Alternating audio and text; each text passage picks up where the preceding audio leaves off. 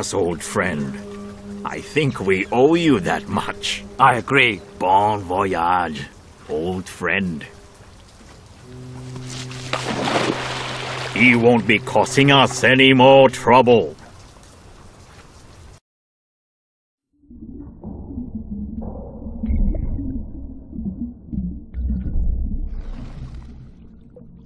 Crap. Crap. Crap. Crap. I need a solution. Quick. Crap.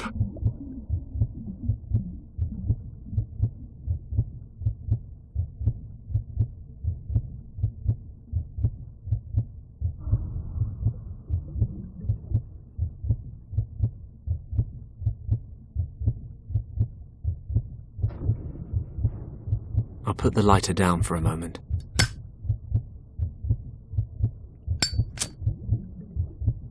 Fine. The tar and the napkin make a nice little clump.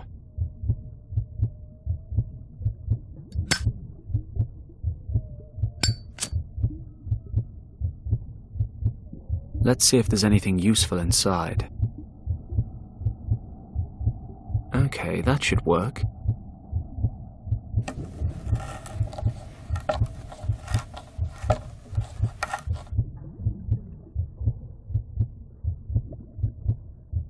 If I manage to put the hinge between the lid and the crate, I might be able to pry it open. Let's try.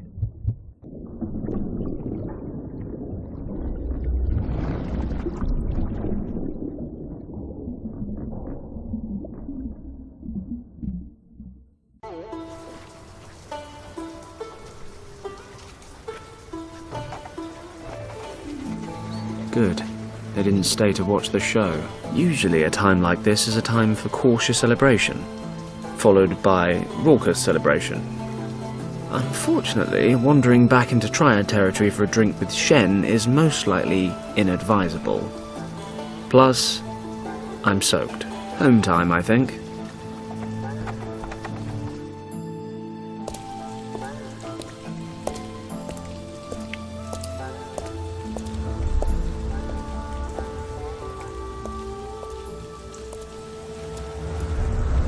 Are you Tong?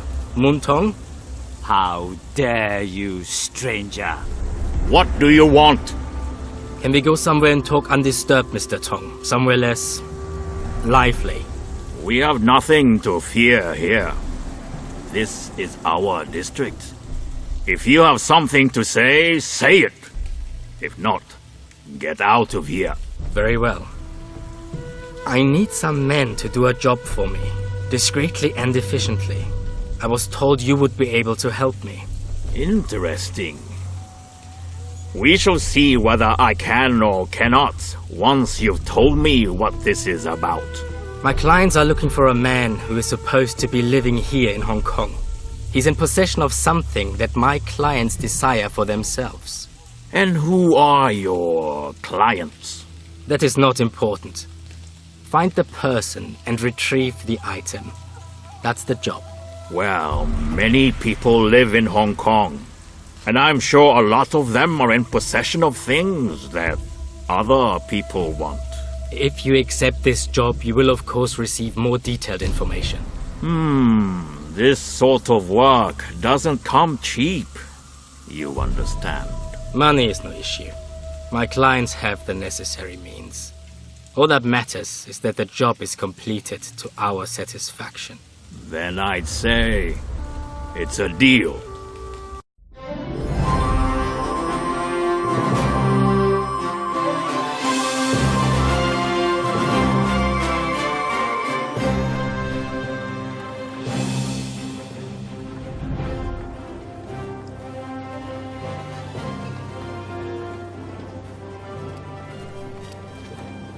Hello, Gus. I'm back. Just look at you.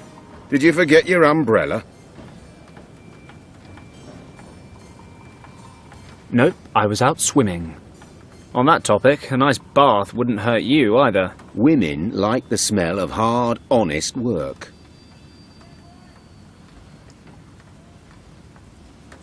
Oh, save it. You just make sure the engine starts running again. No problem, boss. By the way, there's an officer waiting for you in The office. An officer? Did he say what he wanted? No, but he said he wanted to wait and speak to you in person. That doesn't sound good. It's just not my day today.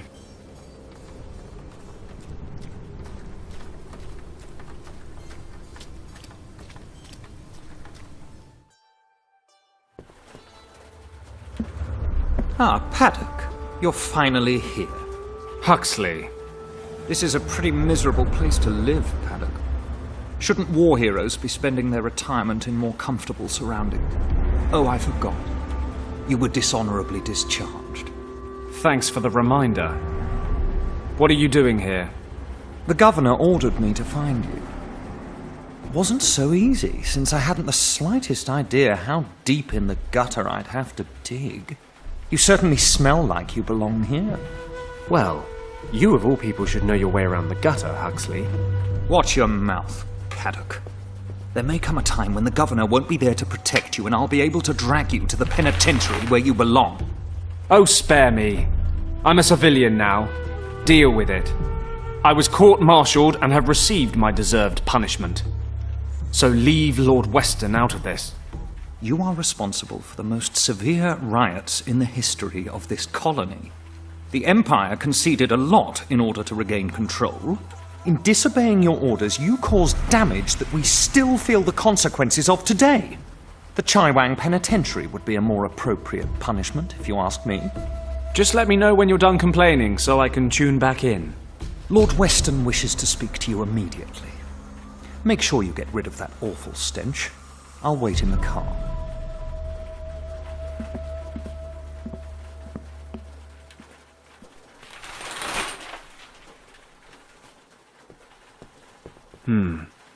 What would the governor want? If he sent none other than his adjutant to look for me, it must be important. Better not keep him waiting. Lord Weston's always been good to me. I owe him a lot.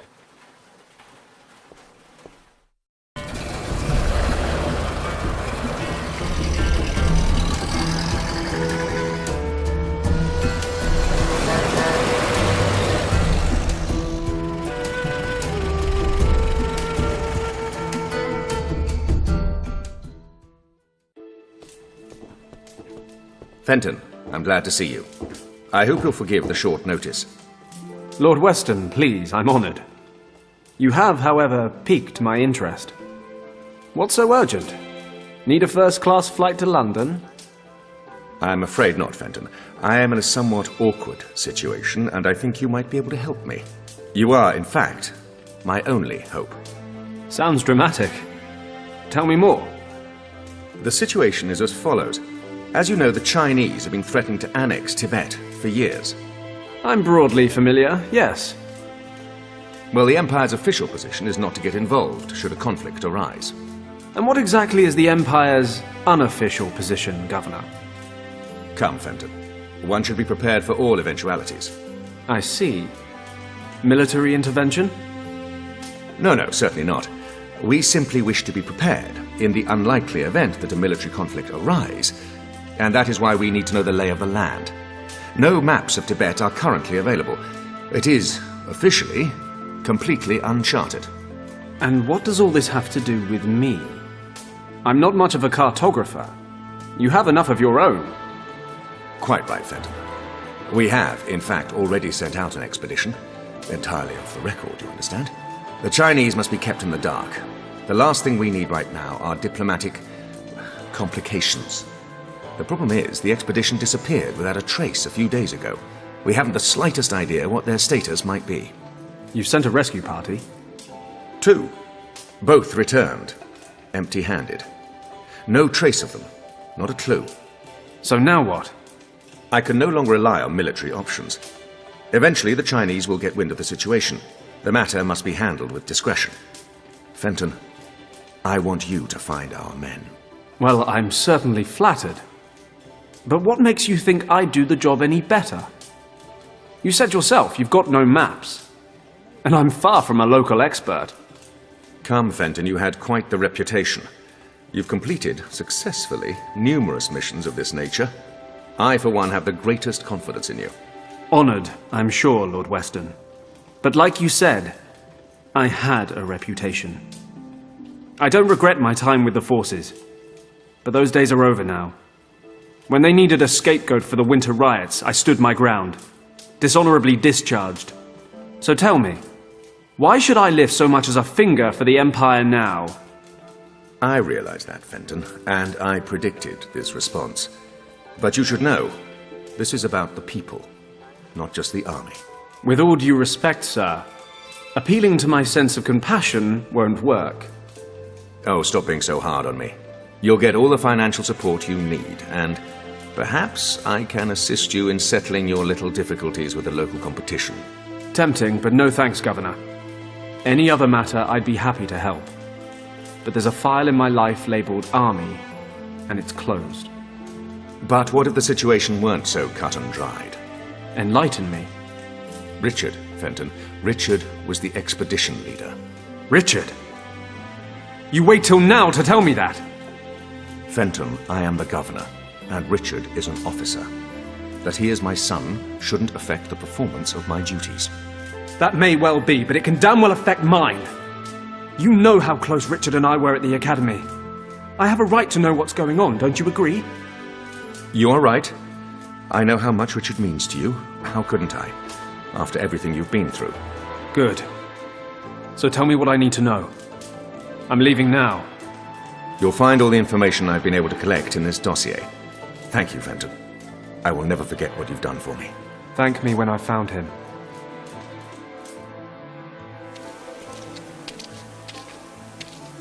Taxi!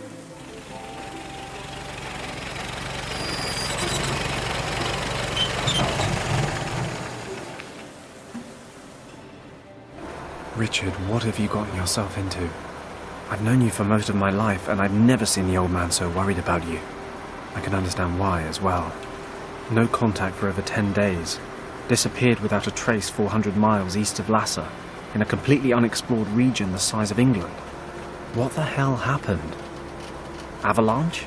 Snowstorm? That part of Tibet may as well be the end of the world. I need to stay focused. Stay rational, no matter how hard it is. Can't let my feelings get the better of me. First off, I need some local maps. Unfortunately, the region's never been officially charted. I need Gus to start working double time on the plane so I can get going.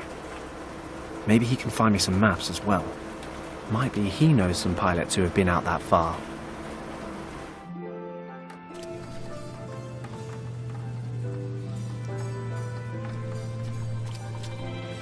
Hey, Gus. Listen, we're going to have to cancel all upcoming jobs. What's wrong, boss? Are you in some kind of trouble? You could say so. I'm going to Tibet. Tibet? What do you want to do in Tibet? Don't take this personally, but I can't talk about it. Actually, you're not even supposed to know I'm flying. Aha, well, if it's none of my business in the first place, I'll just carry on slaving away like nothing happened. I told you, it's nothing personal. I need some maps of Tibet. Maybe you can help me.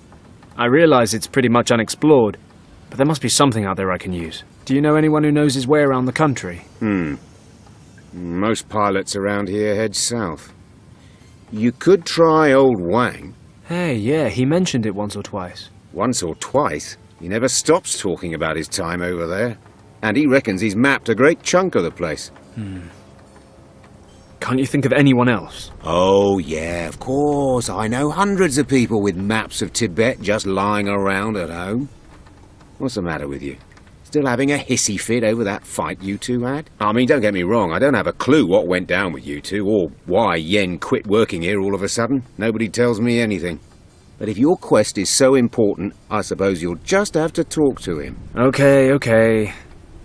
I guess I don't have much choice. Exactly. So, you two haven't seen each other since then? No. And his little niece, what's her name again? Kim. Oh, yes, Kim. So, you aren't in touch with her, either? No. Why, should I be? I just had an inkling. You spent all that time over there when you were younger. You were practically part of the family. And, well, are you saying she wasn't your type? Nonsense. No idea what she's been up to. You know anything new? Well, I did run into Wang at the club. Talked about the old days a bit.